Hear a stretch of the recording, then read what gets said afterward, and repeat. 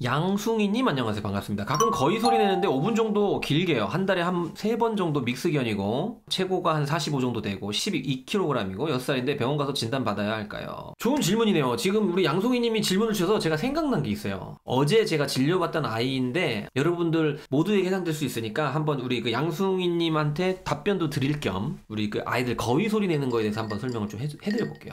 여러분들 이 거위 소리라는 얘기를 많이 들어보셨죠? 이제 우리가 영어로 goose sound라고 하는데 사실은 의학적인 용어예요. 거위들이 거위들이 울 때 이런 소리가 나나 보더라고요. 거위 소리 하면 여러분들이 뭐라고 알고 있냐면 대부분 이제 기관 협착증이라고 알고 있습니다. 이게 기관인데 숨 쉬는 곳이 여기가 이렇게 들러붙는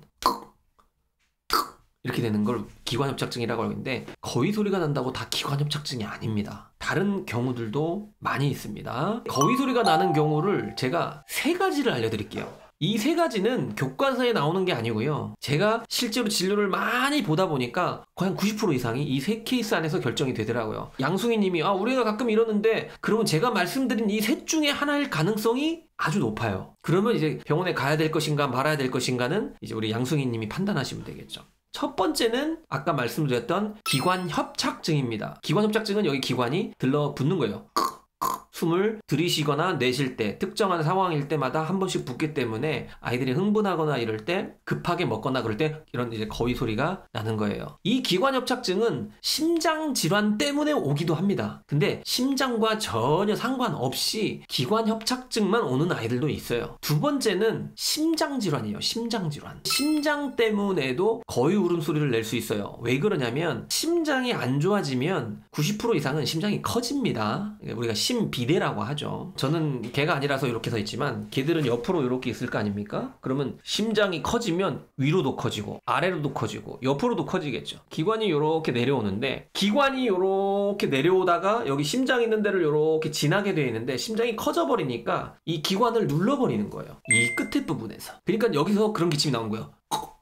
그래서 심장이 문제가 있는 아이들도 굿 사운드, 거위 울음 같은 기침을 할 수 있습니다. 이 2가지가 가장 우리 이제 수의사 선생님들이 많이 얘기하는 거고, 3번째는 참 희한한데 이건 제가 임상을 많이 하면서 깨달은 것 중에 하나예요. 심장이 괜찮아요. 기관 협착도 없어요. 근데 엑스레이를 찍어보니까 엑스레이를 찍어보면 이걸 다 알 수 있죠. 기관도 안 눌려 있고 심장도 사이즈가 정상이고. 근데 뭐가 있냐면 기관지염이 막 있는 거예요. 기관지염이. 근데 이런 아이들이 대부분 뭔지 아세요? 만성기관지염. 기관지염인데 왜 이런 기침을 하냐고요? 이런 아이들의 특징이 있더라고요. 심장도 괜찮고 기관도 괜찮은데 기관지에 염증이 생겨서 거위 울음 같은 그런 기침을 하는 아이들의 특징이 어떤 아이냐면 아이들이 성격이 날라다녀요. 흥분을 잘해요. 가만히 잘 못 있어요. 신날 때는 너무 신나고 무서울 때는 막 오줌 찌르기도 해요. 밥이나 물을 먹을 때 자기가 좋아하는 음식을 먹을 때 엄청 흥분하면서 먹어요. 특히 막 허겁지겁 물을 먹을 때 이렇게 유심히 보면 물을 막 이렇게 먹다가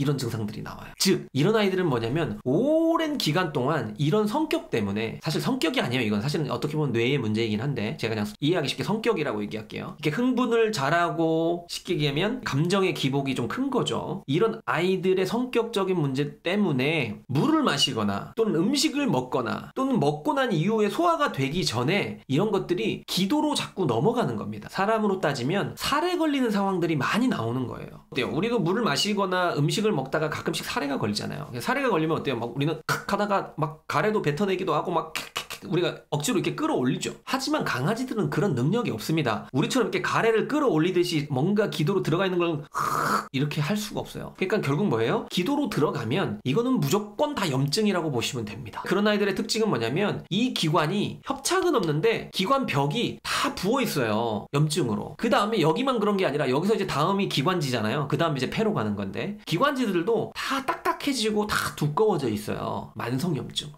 이런 경우도 이런 거위 같은 기침을 할 수 있습니다. 그런 기침을 하는 애들 오면 청진은 당연히 먼저 하고 그 다음에 뭘 하냐면 여기를 제가 이렇게 촉진을 해본다 그랬죠? 딱딱딱딱 2손가락으로 지금처럼 이렇게 눌러봐요. 건드려봐요. 그럼 그런 아이들은 여기 탁 건드리면 여기 건드리면 여기 건드리면 더 밑에 건드리면 이건 무슨 뜻이에요? 전체가 다 염증이 있다는 뜻이에요. 정상적인 아이들은 여기 건드려도 기침하지 않습니다. 여러분들한테 스스로 이 테스트를 해보라는 뜻이 아니고 이 세 가지가 있다 그랬잖아요. 첫 번째는 기관 협착증, 두 번째는 심장 문제, 세 번째는 만성 기관지염의 문제. 근데 자, 이 세 가지가 다 병원 안 가도 되는 질환일까요? 셋 다 병원을 한 번은 가서 진찰은 받아야 되는 질환이에요. 하나하나씩 또 제가 설명하면 또 말이 너무 많이 길어질 것 같아서 거위 소리 같은 기침을 하는 경우들이 이 세 가지 정도가 있을 수 있다. 알고 계시면 좋을 것 같습니다.